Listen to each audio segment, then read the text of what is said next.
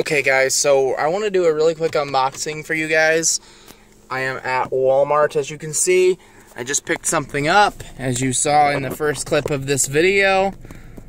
So I want to do a really quick lightning fast unboxing video, and then I will get you guys to the extra part of this video, the real DVD Blu-ray update. So I know the lighting's not the greatest, but I just want to knock this one out real quick. I picked up The Girl in the Spider's Web.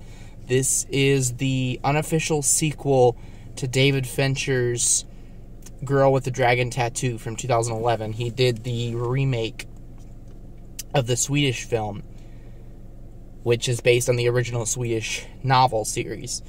Now, this, to my knowledge, was not one of the original novels that was written by Stieg Larsson. So, there's a lot of reasons why I didn't really love this film, but it just came out today, February 5th.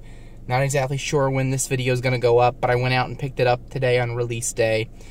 I wanted to make sure I got a slipcover because the David Fincher Girl with the Dragon Tattoo is one of my favorite movies of all time.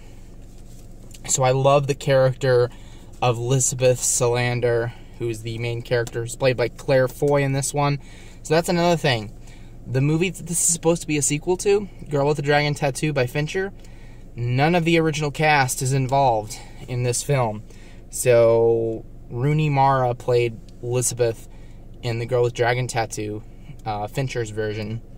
Claire Foy has the lead role in this one, which I thought Claire Foy did a pretty good job with the role. I believed her. My issues with this film, I saw it in theaters. My issues with this film are the fact that it was almost like a James Bond movie.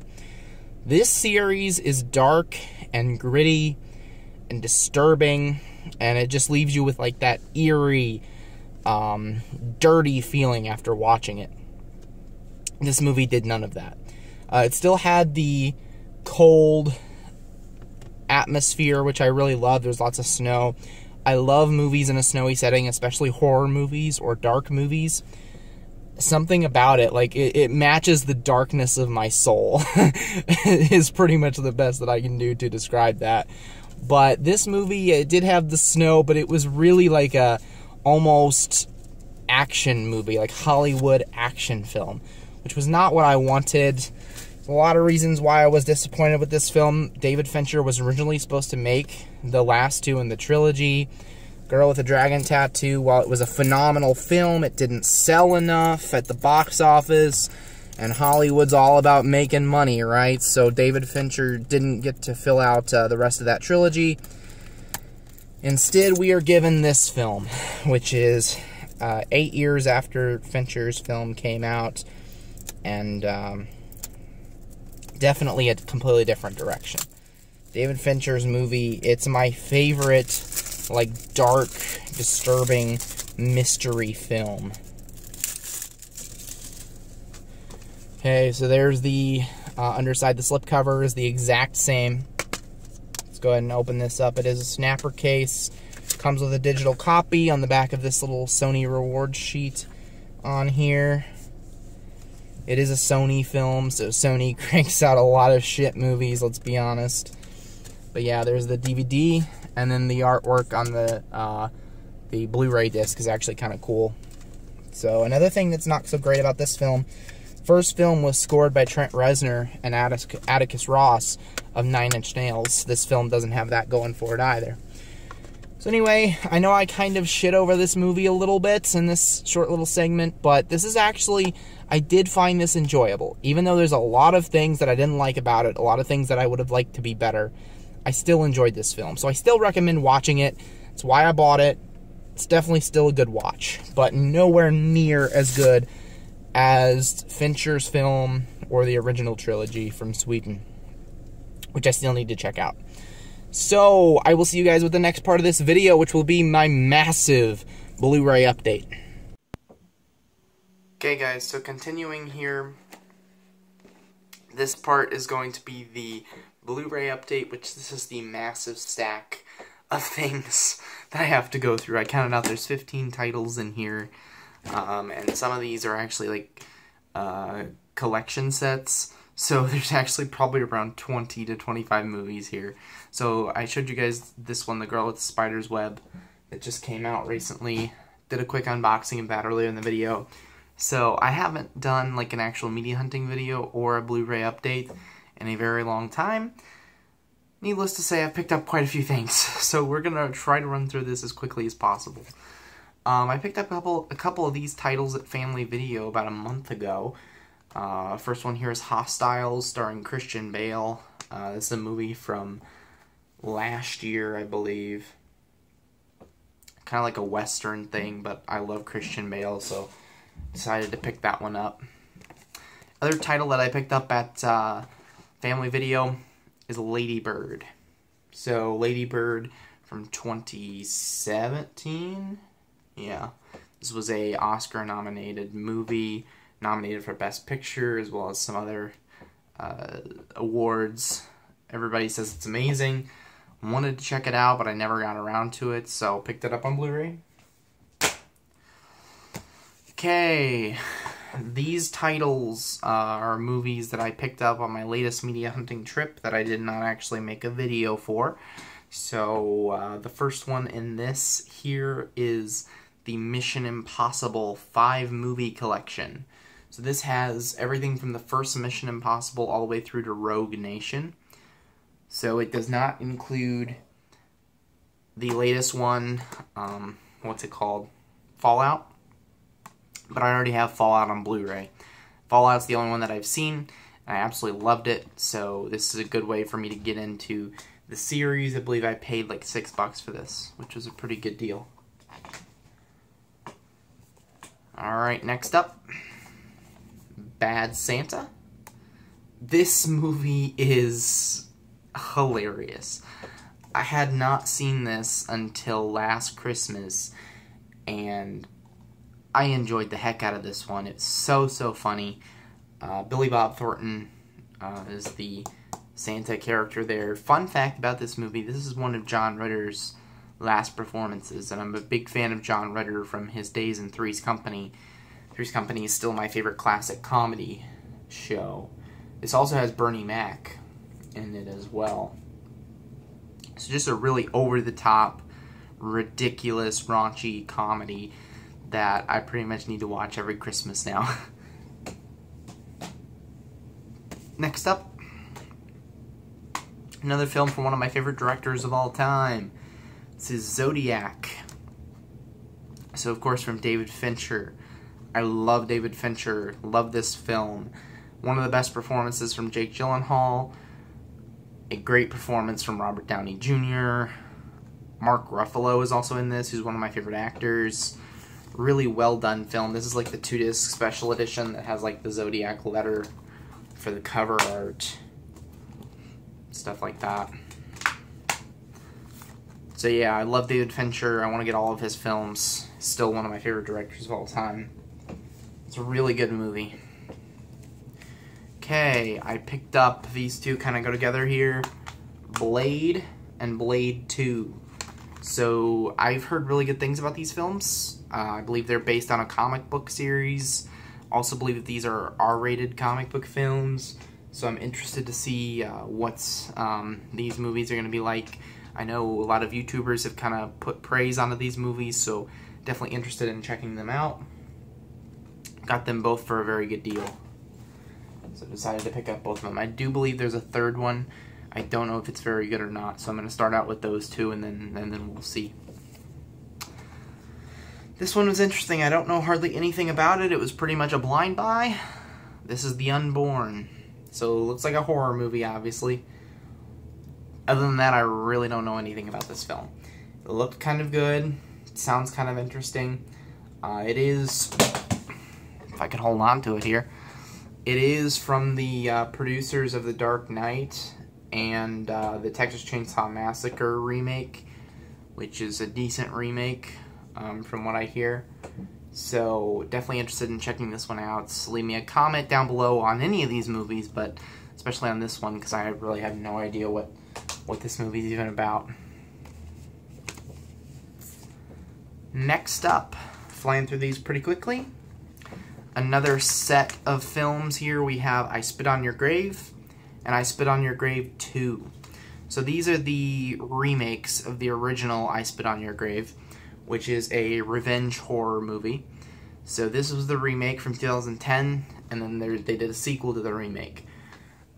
I know quite a bit about this film. I know that it's very gory, it's very violent, very controversial, and so I'm really interested to see it and check it out. Yeah, and then you have the sequel, which I know almost nothing about. It looks like it's based on a different story entirely. It's a different lead actress. Trying to see when this one came out. 2013. So yeah, these two films, again, pretty cheap. Wanted to check them out, so I picked them up. Yeah, there's a lot of movies here that I need to check out that I haven't seen yet. Alright, next one up here. Shutter Island. So, Leonardo DiCaprio, I've heard that this movie is very similar to A Cure for Wellness, which A Cure for Wellness is one of my, what I believe is one of the most underrated movies of the past few years. I've seen it a couple times and I absolutely love it. The film got compared to Shutter Island all the time. So definitely interested in seeing this. This is actually Martin Scorsese, which this is not really the type of movie that I would expect from Martin Scorsese. I mean, it does have DiCaprio in it, but, you know, Scorsese doesn't usually make movies like this. So I'm interested to see it for that as well. It looks just like a dark, interesting, like, psychological thriller. So, definitely interested in that one. Okay, moving on. Picked up John Wick, which is actually the VHS-style artwork. Which I believe Mill Creek put these out, these VHS-style artworks. So, just finally checked this out recently. I had picked up, which I don't think I have it right here, but I had picked up John Wick Chapter 2 last year, and so I finally found John Wick for a good price. And so, checked out this one and then Chapter 2. I did really enjoy the films. I was kind of surprised at how cheesy and over-the-top these are. But the action scenes are flawless, they're fantastic, and so, is it my favorite series of all time? No, but it's a pretty much iconic performance now from Keanu Reeves, and I'm definitely interested in seeing the next one when it comes out, because I believe this spring. So yeah, those VHS-style artworks, I did pick up a couple other Blu-rays, these actually directly from Walmart. But I got Hard Bodies there, which is the VHS-style artwork, and Terminator 2 Judgment Day, which has the VHS-style artwork. Which these are pretty cool. Again, I believe Mill Creek originally put those out. Alright, getting down to the nitty-gritty here, we got a couple titles left. This here is True Detective Season 1. This has Matthew McConaughey, Woody Harrelson. I've kind of gotten away from my TV series watching lately. I really haven't seen a whole lot of new series, and I've heard really good things about this season of this show. It's an anthology detective series, so each season is like its own separate story, and definitely interested. I love Woody Harrelson. Not the biggest fan of McConaughey, but I can, you know, take him or leave him in movies and shows. So, again, interested in seeing this, checking it out.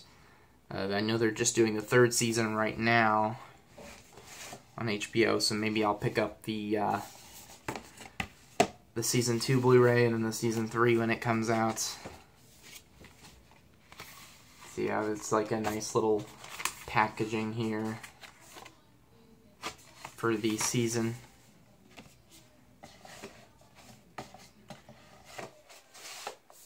So yeah, maybe I'll get back into TV a little bit. And then the final film that I picked up, Antichrist. I know it's hard to see. This is Antichrist, and this is the first Criterion collection in my collection. This is the first Criterion release. I paid a little bit more for this. It is a Criterion. I paid about a little less than 20 bucks. But this is also the first Lars von Trier film in my collection. and this is the first Lars von Trier film I ever saw. This movie fucked me up. Okay? This movie is insane. I mean, if you know Lars von Trier, if you're familiar with his work, obviously it's offensive, it's controversial, it's out there, it's graphic. That's pretty much what he's known for. But I don't think I was prepared for what went down in this movie. Lots of really overtly sexual and violent imagery in this film. So if that's not what you're looking for, don't watch this. But if you're prepared for it, it's an excellent watch. Very, very few films make me uncomfortable anymore. This movie made me uncomfortable. Like, I was literally covering my eyes at portions of this film. And I could not tell you the last time I've done that. Maybe with Hereditary earlier this year. Or last year, actually, in 2018. But very, very rarely am I spooked by a movie or just made to feel uncomfortable by a movie. And this movie did that. And that's a fantastic feat, in my opinion. Really also well done. Great cinematography. The score is fantastic. It has a little picture of the deer there in the background. Really great, like, symbolism and imagery. I'm trying to think of the word. Analogies. All kinds of religious symbolism going on here. So yeah, there's this little booklet that comes with all the Criterion collections come with a booklet, which is really cool. So yeah, I want to add more Criterions to my collection, but A, they're so expensive, B, I don't know what films to check out. So go ahead and actually leave me in the comments your favorite Criterion Blu-rays that they've put out, and that'll give me maybe some ideas of what to be shopping for. So that was a huge Blu-ray update. Also had that unboxing from last night put in at the beginning of this video. So yeah, leave me your thoughts down below in the comments on all the movies that I picked up. What's your favorites? What do you think of them? Do you, you know, anything that jumps out? And yeah, leave me thoughts on anything and everything down below. Hit that like button down below if you enjoyed this video. Hit the subscribe button to stay tuned for all the future content. And have an amazing night.